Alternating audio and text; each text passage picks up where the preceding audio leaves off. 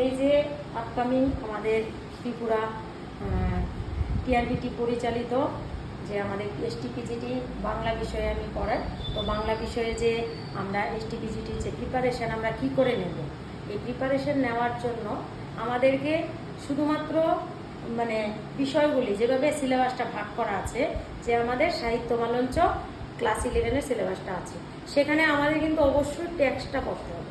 টেক্সটটা না পড়ে আমরা যদি শুধু এমসিকিউ পড়ে যাই, তাহলে কিন্তু আমরা সেখানে এমসিকিউ শুধু দিয়ে কিন্তু একটা বিষয়কে কোনোভাবেই জানা সম্ভব না। এবং আমরা যদি প্রশ্ন যখন দেখব, সেখানে প্রশ্ন গত বছরের বা এর পরবর্তী যে পূর্ববর্তী যে বছরগুলিতে যে প্রশ্ন হয়েছে, সেখানে আমরা দেখব যে প্রশ্নগুলি যে এসেছে সব ভিতর থেকে এসেছে।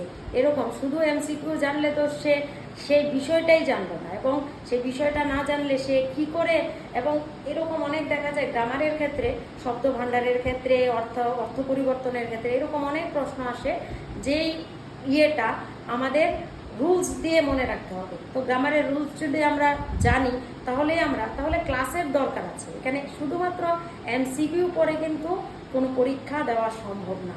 যারা বলে যে এমসিকিউ পড়ে পরীক্ষা পাশ করতে পারবে, তাহলে এটা কিন্তু কোনোভাবেই সম্ভব না। দীর্ঘদিন আমরা বিশ্ববিদ্যালয়ে মহাবিদ্যালয়ে শিক্ষাদান করছি, সেখানে শিক্ষাদানে আমরা কি করতাম, যদি এরকম এমসিকিউ পড়ে টোটাল নলেজ স্টুডেন্ট গেইন করতে পারতো, তাহলে আমরা কি করতাম, আমরা শুধু কিছু এমসিকিউ ক্লাসে দিয়ে দিতাম বা আমরা কিছু পিডিএফ দিয়ে দিতাম। সেখানে কেন আমরা বিষয় বোঝাই?